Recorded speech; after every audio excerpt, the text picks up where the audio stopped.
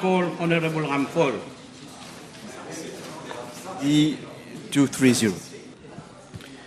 Mr. Speaker, sir, fingerprint identification is a unique and valuable system used by law enforcement agencies worldwide for the identification of suspects involved in crimes.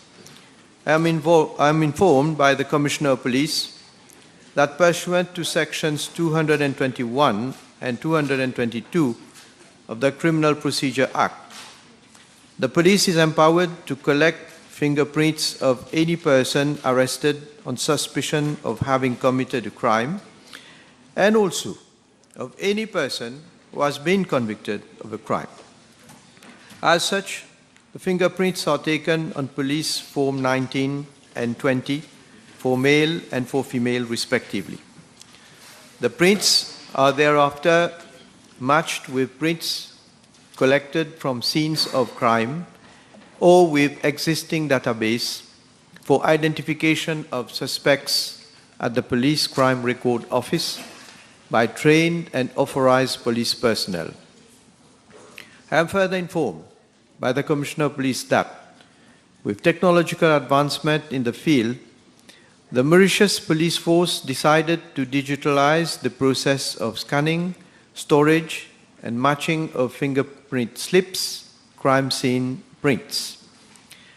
The existing digital system allows for the rapid comparison of fingerprints found at scenes of crime with those stored in a database of known fingerprints, helping the police to identify suspects or link individuals to past criminal activities. The system is also used for background checks, identity verification, and maintaining criminal records.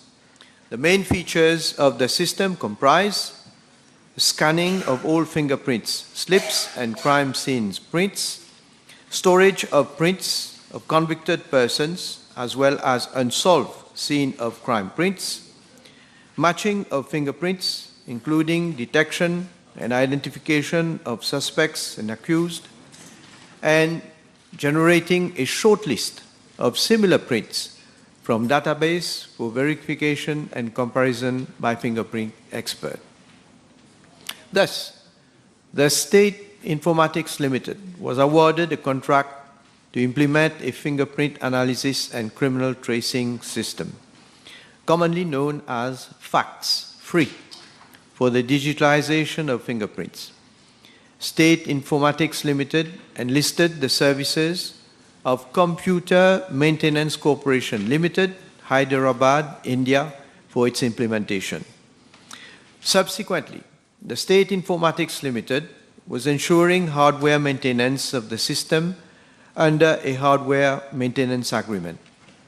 As regards software maintenance, same was provided by the State Informatics Limited with the assistance of Computer Maintenance Corporation Limited, India, under a software maintenance agreement.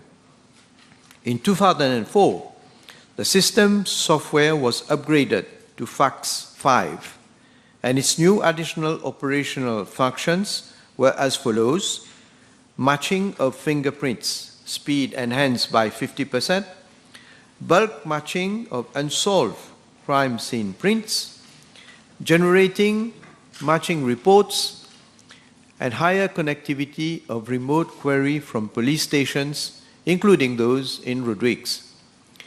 In 2015, State Informatics Limited recommended another upgrade of the whole system from FACS-5 to FACS-7, comprising the following additional features: upgrading of operating system, live scanning of fingerprints and palm prints, matching of palm prints, and enhanced searching capabilities and hit ratio. However, State Informatics Limited informed that, as its partner, Computer Maintenance Corporation Limited, India, which was giving assistance for software implementation and maintenance, was taken over by another Indian company in the year 2016, it would not be possible to upgrade the system from 5 to fax 7, as recommended at that point in time. However, State Informatics Limited did keep a working arrangement with the new company to ensure the smooth running of the software while continuing the hardware maintenance. Mr. Speaker, sir, the average lifespan of complex IT system is 7 to 10 years, which can be extended by proper maintenance and technology refresh through upgrading and replacement of obsolete subcomponents with a view to keeping pace with digital evolution and technological advancement. It is in this context that the present system has been refreshed in 2004 from fax 3 to fax 5, and also the main server was replaced in 2017. Furthermore, in the light of rapid evolution in crime management, sophistication of the mode of operation of criminals, and also development in the ICT field, the police at the end of the year 2016 proposed to acquire a new high-tech system with the latest technological features called the Automated Fingerprint Identification System to replace fax 5.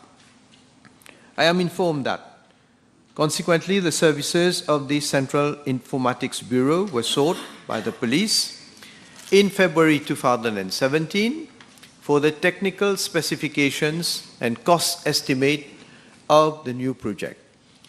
The Automated Fingerprint Identification System was expected to provide a full-fledged system to replace the existing servers and equipment and to interface with the criminal attribute database of the Mauritius Police Force. The main features of the new system were expected to: 1. Provide a state-of-the-art image processing and pattern recognition algorithm to capture, encode, store, and match fingerprints and palm prints automatically at very high speed and precision. 2. Match fingerprints and palm prints not only for personal identification cases, but also for highly reliable matching of scene of crime prints. 3. Provide an integrated system so that it is compatible with latest operating system on the market. 4. Put in place a system that is also compatible with criminal attribute database systems. 5. Migrate the existing data, such as fingerprints and data from the criminal attribute database to the new system. 6. Streamline the flow of data among several offices of the Crime Record Office and other remote query stations, including Rodrigues. 7. Provide adequate inbuilt redundancy to ensure resilience of key data. And 8. Prevent access to unauthorized persons by implementing appropriate access control on the system. Mr. Speaker, sir, I am further informed by the Commissioner of Police that with a view to procuring the new automated fingerprint identification system, tenders were launched the first time on 19th of February 2018 through the e-procurement system. 5 bids were received at the bid opening. Whilst 3 bidders were technically not responsive, the remaining 2 responsive bidders quoted above the estimated cost. The Departmental Bid Committee thus recommended the relaunching of a tender with revised specifications and estimated cost. On 11th of November 2020, tender was relaunched, 4 bids were received, and only 1 bidder was responsive. On 27th August 2021, a letter of award was issued to the only responsive bidder. However, the bidder failed to submit the performance security as per the terms and conditions of the award, despite the validity period having been extended twice at his request. Consequently, the award was cancelled on 10th of November 2021. In view of the complexity of the system and the past unsuccessful procurement processes, new tenders were launched a third time on 14th of February 2023, with the closing date being 26th of April 2023. The tendering process was cancelled on 24th April 2023, inasmuch as the police, in consultation with the Central Informatics Bureau, found that a new integrated system, which combines both the criminal attribute database and automated fingerprint identification system, would be more efficient to operate. However, in view of the fact that many foreign law enforcement agencies were using another system called the Automated Biometric Identification System, consideration was given to implement the Automated Biometric Identification System, which will have additional crime prevention and detection features. The specification of the new system have already been prepared by the Central Informatics Bureau in consultation with the police. This exercise has been completed on 16th of April 2024. Based on these specifications, the police is also examining the legal framework that need to be put in place for its implementation. Taking into account the fast technological advancement and the complexity of the proposed new system, the assistance of friendly countries is currently being sought for its implementation. Thank you. Can the Honorable Prime Minister tell us since when has this system become obsolete, and can he tell us how can there be effective policing given the situation of law and order when we have a system which is so important for the police to identify suspects? Well, Mr. Speaker, sir, it depends what the Honorable Member means by obsolete, because in the IT sector, once you acquire an equipment, we can say like every year there is improvement in the technology. So if we say obsolete means that there are new equipment on the market with new features, with added provisions to enhance the issue of fingerprint identification and so on, then it is an ongoing process. Like I have just said in my answer, the police decided at one time to launch a tender. And then, well, there have been numerous problems, as I have stated, because bidders did not abide by the conditions, and therefore the bid had to be cancelled. I don't want to repeat again what I said. I hope the Honourable Member has listened carefully. But in the meantime, there has been great progress in terms of technology. Now, the latest that is being used by other law enforcement agencies, like in UK, France, and so on, India, for example, is that they have included biometric features also. So, if we have to purchase an equipment, be it that we purchase an equipment that is up to date, that is available with the latest features as of today. So that is why I must say it has taken time. I've looked at the report of the audit report also. They have said, why is it taking so much time? And that the prices also have been increasing. Yes, because technology is fast evolving, is fast growing, and now we hope with the support of experts from friendly countries, we will be able to launch this tender, this procurement exercise, I mean, because we don't know exactly how we will go about for procuring this equipment. In terms of the procurement process, I mean. The Honourable Minister will agree with me that as per the observations of the Director of Audit, there has been inadequate management of the tender exercise, the specifications and so on. And will the Honourable Prime Minister agree that the initial cost of the project back in 2018 was 20 million, and now the cost of the project is costing the taxpayers more than 100 million rupees, and this because of lack of management by the police with regards to the tender exercise? Well, I would not be blaming the police by saying lack of management. What do you do when you launch a tender, when you have bidders, and when some are eliminated, and then when you do have bidders who have quoted excessive price? What do we do? What will the police do? They say, well, we just accept the lowest bidder, of course, but then which has quoted maybe 3, 4, 5 times the estimate.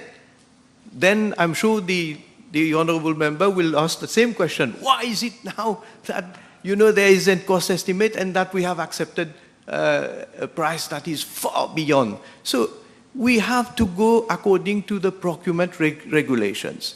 And then the tender would not materialize. Now, the second tender I mentioned in my answer, there was another bid. There was at least one bidder who satisfied the technical conditions, even the financial conditions. Right. Now, there was one issue. I think I mentioned a security performance which he was expected to furnish. On 2 occasions, that bidder asked for an extension of time. On 2 occasions, the police has agreed for the extension of time.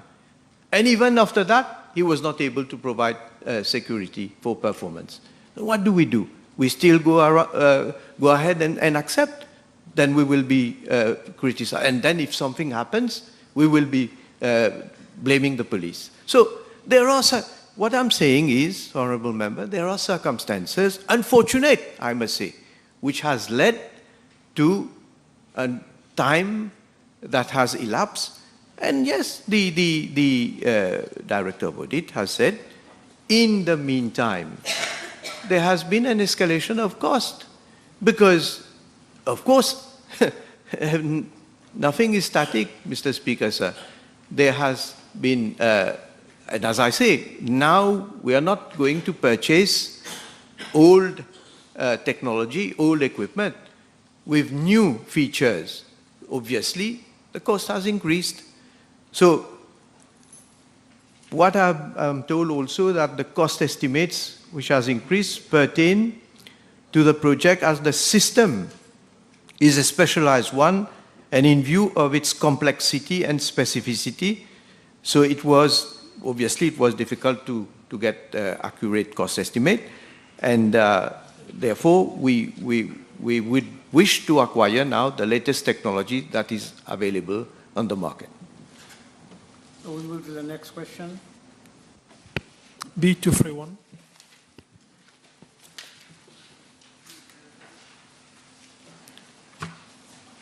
Mr. Speaker, sir, as I have stated previously in this House, it is only after 2014 that the development needs of Agalega started to receive the attention that it really deserved as an integral part of the territory of the Republic of Mauritius.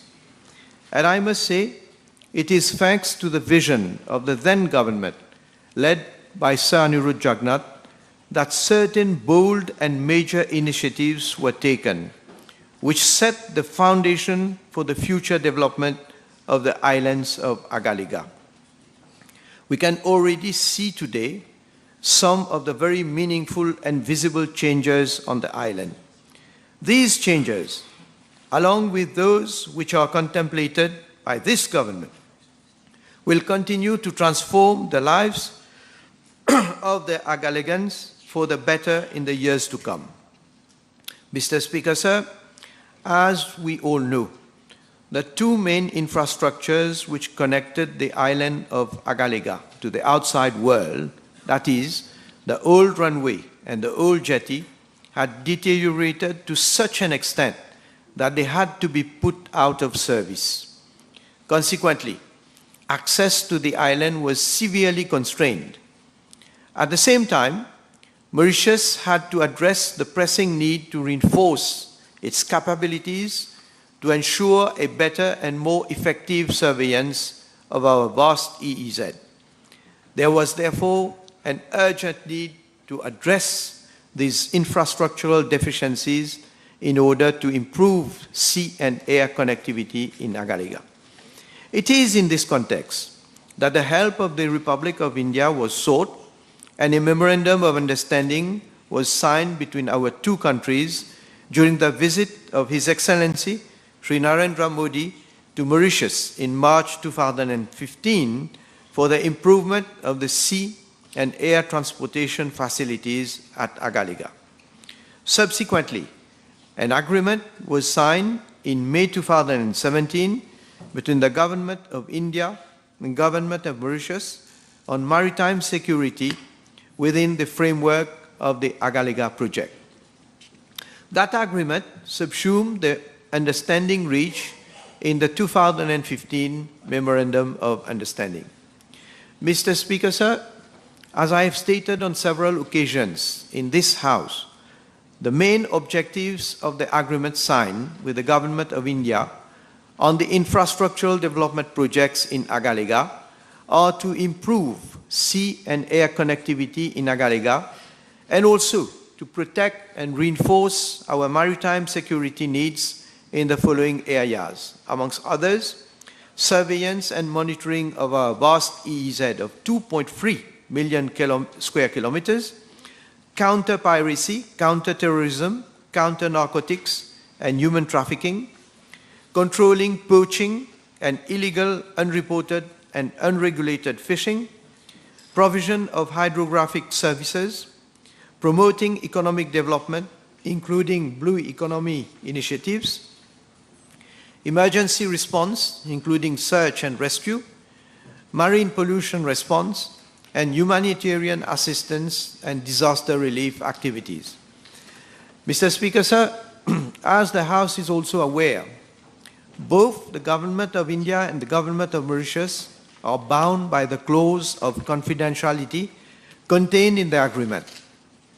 But I have also, on several occasions in the past, both inside and outside the House, emphasized the fact that, notwithstanding the clause of confidentiality, the agreement signed between the Government of Mauritius and the Government of India satisfies the principles of mutual benefit as well as that of being in strict compliance with the sacrosanct principles of sovereignty and territorial integrity. Mr. Speaker, sir, in spite of all the clarifications and assurances provided by the government, it is a matter of regret that the opposition here in Mauritius have, for quite some time now, been trying to instill doubts in the minds of the people and make believe that India has no objection to make public the agreement between our two countries and insinuating that it is the Government of Mauritius which is reluctant to disclose the agreement. As a matter of fact, during a press conference held on 16th of March 2024, the leaders of the three parties, which then constituted the l'Alliance de l'Espoir, stated the following with regard to the clause of confidentiality. And I quote, "Nous discutons avec l'un directement, donc ce qui nous dit là, de baser le ban fait ça. Nous information. À plusieurs reprises, nous avons information que le gouvernement indien a un problème pour rendre ça la cola public." Unquote. Mr. Speaker, sir, that was clearly another attempt on their part to create a false and misleading impression on the Agalega project. Let me say it most emphatically. The Government of India has never, directly or indirectly, officially or unofficially, given its consent to make the agreement public. On the contrary, in response to a query from the local media, the Indian High Commission in Mauritius issued a communiqué on 22nd of August 2018, in which it was highlighted that, and I quote, any statement that the government of India is willing to disclose bilateral agreements between India and Mauritius in areas including bilateral assistance projects and commercial cooperation, whereas the government of Mauritius is not willing to do so, is entirely incorrect, unquote. Mr. Speaker, sir, it is also noteworthy that in an interview given by the former High Commissioner of the Republic of India to Mauritius, His Excellency Mr. Abhay Thakur, to L'Express newspaper, published on 22nd of December 2018, the then High Commissioner, responding to a specific question regarding the involvement of India in Agalega and the disclosure of the agreement thereon with Mauritius, stated, and I quote, Project Agalega envisages development of a jetty and an airstrip on the outer island, which will improve connectivity and facilitate economic development of the island, as well as enhance our maritime security cooperation without affecting Mauritian sovereignty or freedom of movement. It is a win-win collaboration to our mutual benefit. All agreements between Mauritius and India are transparent, and India has never entered into any clandestine agreement with Mauritius, irrespective of the government in power in Mauritius. At the same time, any disclosure of agreements is also based on considerations such as protection of intellectual property and designs, commercial confidentiality, safety and security of major installations, and any other objective criteria. Subject to these considerations, all relevant information on bilateral agreements, be it the Metro Express or the line of credit or Project Agalega, has been furnished and thoroughly debated on the floor of the Mauritian National Assembly over the last 2 years. I would also like to emphasize that intellectual, commercial, or safety considerations are vital and cannot be overlooked in the name of transparency. And from the angle of foreign affairs, such disclosure cannot be sought selectively for one country or for one project alone. I would add that any statement that the government of India is willing to disclose bilateral agreements on government of India assisted projects, whereas the government of Mauritius is not willing to do so, is factually incorrect, unquote. Mr. Speaker, sir, as at now, the government of India has not changed its stand on the question of disclosure of bilateral agreements with Mauritius, which is, after all, a question of principle and trust. I must point out here that such confidentiality clause in an agreement is not unprecedented. There were, in fact, other agreements in the past with similar confidentiality clause. The question of making the agreement on Agalega public, therefore, does not arise. Clearly, by trying to make believe that India is prepared to disclose the agreement on the Agalega projects, the opposition is acting in total bad faith and causing prejudice to the excellent and special relations that exist between Mauritius and India. That is highly regrettable and condemnable. Thank you, Mr. Speaker, sir. The Honorable Prime Minister, in his reply, stated that there were in the past there were other agreements between the government and Mauritius and other parties with inbuilt confidentiality clauses. Can he provide more information with regard to those agreements? Thank you. Yeah, Mr. Speaker, sir, the agreement between the government of Mauritius and the government of India concerning infrastructural developments in Agalega is certainly not the first agreement bearing a confidentiality clause, which prevents the disclosure of information to third parties.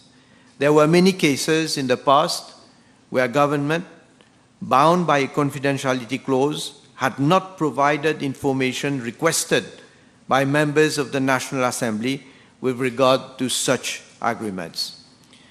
On 10th of June 2008, in reply to a PNQ from Honorable Béranger, then leader of the opposition, asking the then Minister of Finance to table a copy of the agreement concerning the Tianli Jinfei project, Minister Sitanen replied as follows, and I quote, "Mr. Speaker, sir, I am unable, unfortunately, to table the framework agreement as it contains a confidentiality clause. When there is an agreement with two signatories, I have to respect. There is also la permanence de l'État. I can assure the House that whatever has been contained in the agreement and has been agreed between the two parties will be honored." Unquote. Mr. Speaker, sir, to a parliamentary question asked by late Honorable Gambo on 15th of June 2010 on whether the Minister of Finance will table a copy of the Jinfei agreement, Honorable Sitanen replied, and I quote, "I am not in a position to table the framework agreement as there is a confidentiality clause which provides that the parties to the agreement should ensure strict confidentiality on the agreement." Unquote. On 18th of December 2012, I asked a supplementary question to a question addressed by Honorable Lejongar with regard to the Jinfei project as to whether the least needed cancellation in view of the fact that the lessee failed to complete the construction works of Phase 1 within the specified time frame. The then Vice Prime Minister, Minister of Finance and Economic Development, Honorable Juval, replying on behalf of the then government stated, and I quote, "The member is quoting extensively from the confidential document, I presume, which we have signed as Ministry of Finance, and it says clearly that it is a confidential document and somewhere along the line something is wrong." Unquote. The then Vice Prime Minister stressed on the confidentiality of the lease agreement which could not be made public. Mr. Speaker, sir, on 8th November 2011, to a parliamentary question put by Honorable Utim on the Betamax contract, Honorable Said Hossain, then Minister of Industry, Commerce and Consumer Protection, evoked and quoted the confidentiality clause in the said contract, later underlying in his reply that I quote, "The confidentiality clause being what it is, Mr. Deputy Speaker, sir, I have to respect that confidentiality clause." End of quote. On the 16th of April 2013, Honorable Utim again put a question on the Betamax contract, and in his reply, the Minister of Industry, Commerce and Consumer Protection again reminded that the contract agreement between the STC and Betamax Limited contained a confidentiality clause. On the 22nd of June 2010, Honorable Balamudi put a question, a supplementary question, to the then Minister of Housing and Lands, whether he is prepared to lay on the table of the Assembly a copy of the lease agreement between the government of Mauritius and the promoters of the Newtown project. The then minister stated, I quote, "We must see how the clauses are before I can pronounce on that," unquote. The then government always invoked a confidentiality clause and did not make that lease agreement public. Therefore, Mr. Speaker, sir, it is not uncommon to have a confidentiality clause in agreements between the government of Mauritius and other parties. Having said that, Mr. Speaker, sir, the case of the agreement between Mauritius and India concerning Agalega, I must reiterate that it is intended only to promote, protect, and safeguard our maritime security needs, besides creating the conditions and socio-economic development for the socio-economic development of the islands. I have to inform the House that B235 has been withdrawn. I'm sorry, time is over, and we move to question to ministers. I will now call Honorable Tu. B237. Mr. Speaker, sir, I would like to seize the opportunity to once again congratulate the delegation which participated at the 13th African Games in Ghana, and particularly our 25 medalists who showcased resilience in challenging conditions, contributing to historic victories. The technical details of the competition in the different sports are currently being compiled, and our athletes will be duly rewarded, acknowledging their dedication and significant contribution to our country's sporting legacy. With your permission, Mr. Speaker, sir, I will now table the list of persons who form part of the Mauritian delegation at the 13th African Games. Thank you. Next question, MP Amiamia. B238. Mr. Speaker, sir, I wish to inform the House that our High Commissioner to Maputo, Mr. J.F. Chomier, was appointed on 24th of May 2022 as High Commissioner. And the question as to parts A, B, C are now being tabled. Yes, Mr. Speaker. At page 171 of the audit report, the Director has criticized the Ministry of Foreign Affairs for inadequate controls and non-compliance with procedures. Therefore, can I ask the Honourable Minister, why is it that there were no breakdown of expenses for hotel invoices of 2.5 million rupees, which was incurred by the HICOM in Maputo? Mr. Speaker, sir, the House will appreciate this is a very specific question as to breakdown of invoices. I will need notice of this question. So, Mr. Speaker, I have another question with your permission. do you have a supplementary, good supplementary? Okay. Yes, I have always very good supplementary. Yes. Mr. Speaker, when the mission launched the quotations for a fully furnished house, even if the Minister doesn't have it, maybe later he can circulate it, offers for bids ranging from 3,480 USD to 5,000 USD per month was launched.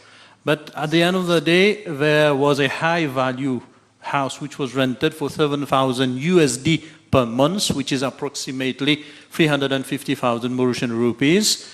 Therefore, can I ask the Honourable Minister, is there not a ceiling for rent that is being set for ambassadors? I'm sure you will appreciate the question. Once again, this is a very specific question now, but however, I wish to add, the Honourable Member will appreciate, Mr. Speaker, sir, when we rent premises for our High Commissioners and ambassadors, the premises have to be commensurate with the post, as well as one of the topmost priority for us is this aspect of security. We all know that the premises we prefer are located in safe and secure, as commonly called diplomatic corners, for obvious reasons, and therefore it stands to reason that those premises fetch higher prices for rent. Next question. B239. Monsieur le Président, je souhaite informer l'honorable parlementaire que la mise en œuvre des projets d'investissement tombe sous la responsabilité de plusieurs organismes du gouvernement, dont entre autres les différents ministères, les collectivités locales, les corps parapublics et les state-owned companies. Le Project Implementation and Monitoring Agency, qui a été mis en place en octobre 2021, fait le lien entre les différents organismes d'implémentation de projets pour compiler les informations de l'année financière de 2018-19 à ce jour, demandées par l'honorable député de Maïbo et Plaine-Magnan. Ces informations, qui concernent plusieurs milliers de projets, seront déposées à la Chambre très prochainement. Merci. Is the Honourable Minister aware of the forward of the Director of Audit where mention is made about two particular projects? Firstly, that 96% of the number of drain projects at the NDU have not yet been implemented. And secondly, the internet connectivity project in secondary schools have not been implemented since years back.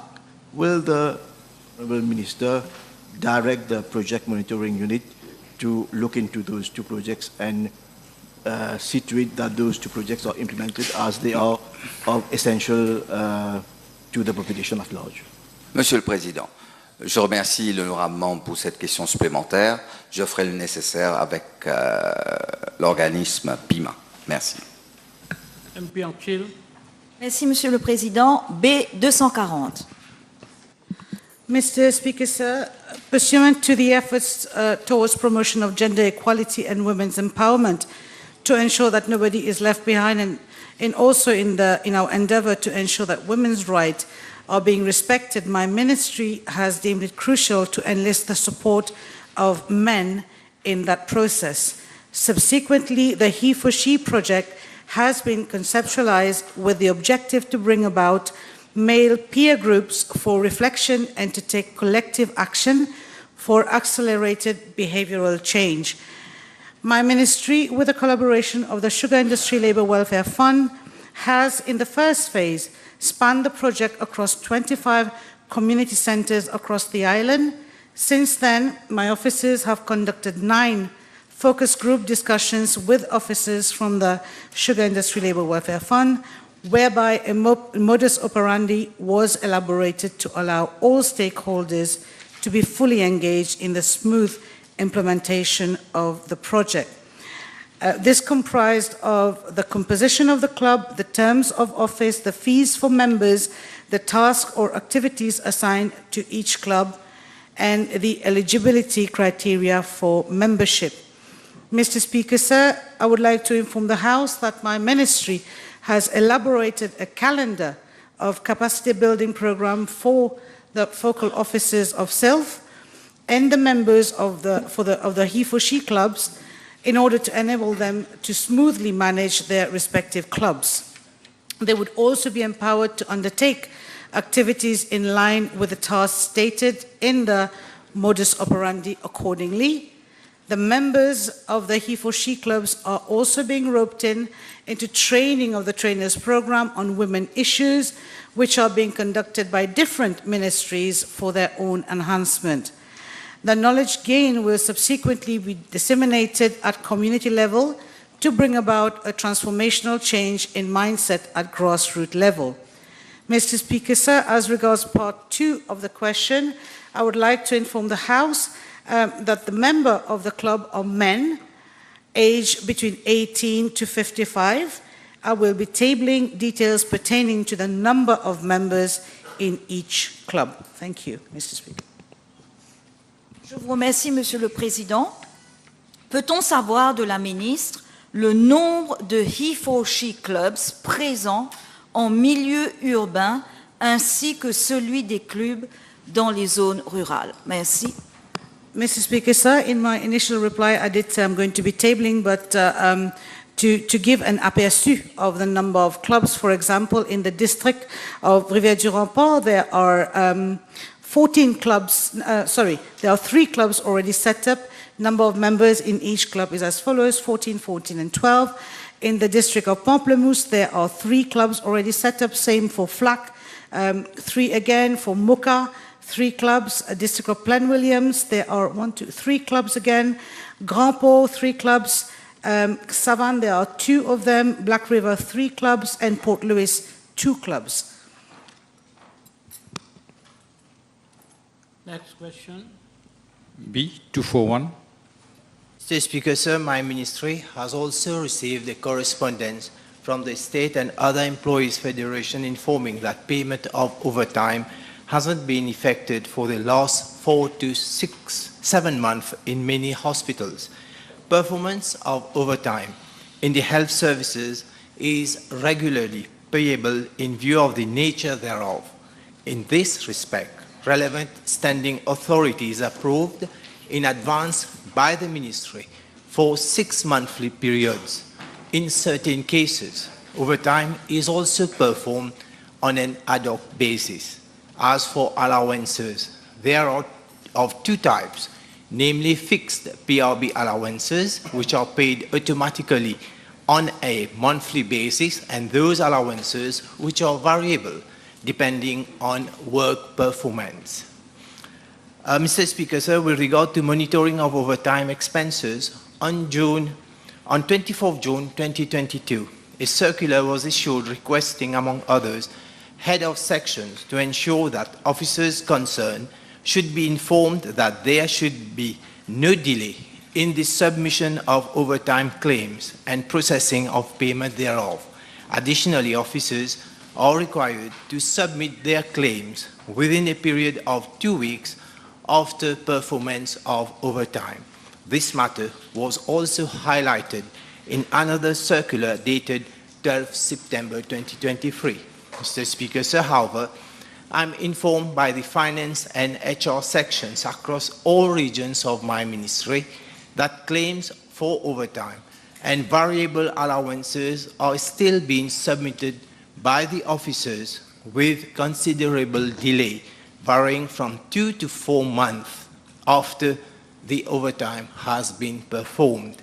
In addition, claims are not duly certified, which is mandatory before the claim is processed for payment.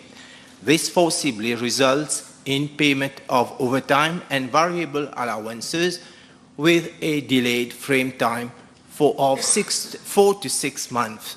I'm also informed that notwithstanding the above situation, eligible officers benefit from payment of overtime and allowances on a monthly basis for previous periods. Mr. Speaker, sir, amount of overtime paid from July 2023 to date is a sum of 508,917,283 rupees has been paid in respect of overtime, while a total of 961,836,393 rupees has been disbursed in respect of allowances. Mr. Speaker, sir, I also want to make make reference to what Honorable Juman has posted on his Facebook.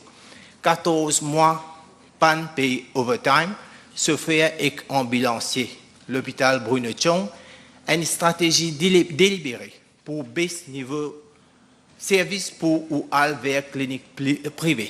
So this is completely false and demagogical. Mr. Speaker, so let me enumerate the facts that at Bruno-Tchong Hospital from January to March 2023, the attendance this year is 58,641. That is better compared to last year. The attendance at accident and emergency and unsorted hospital, and unsorted department was 49,000. So already, this is not deliberately asking people to go to the private, but instead to come to the hospital. This year, Mr. Speaker, sir, deliveries from January 2024 till date is 310. Again, compared to last year, more deliveries being conducted in the hospital, while government has invested in a massive 2.6 billion rupees for the construction of the state-of-the-art, that is a new hospital. Again, this reflects what this honorable member is saying, that the government investing for better infrastructure and services in the public health sector. Mr. Speaker, sir, I want to also highlight, especially when it concerns to contribution to allowances, government during COVID-19 time has given to all frontliners, that is for the health sector, more than 14,000 officers, an allocation of 15,000 rupees. So this is again how we are protecting, how we are safeguarding the interests of officers. And Mr. Speaker, sir, last not least, to say that payment of allowances for employees working on Sunday, and this is again a reality that for those who will be working on Sunday, they will benefit twice the daily rate for work performed on Sunday. So again, these are the what the government has been doing for the officers working in the public health sector. Thank you. Honorable Juman, let me first, before I give you a supplementary question, state what is it in the standing order. Supplementary question may only be put for the further elucidation of the information requested and shall be subject to the ruling of the Speaker. So go ahead, I listen to you. Thank you, Honourable Minister, for closely monitoring my Facebook page.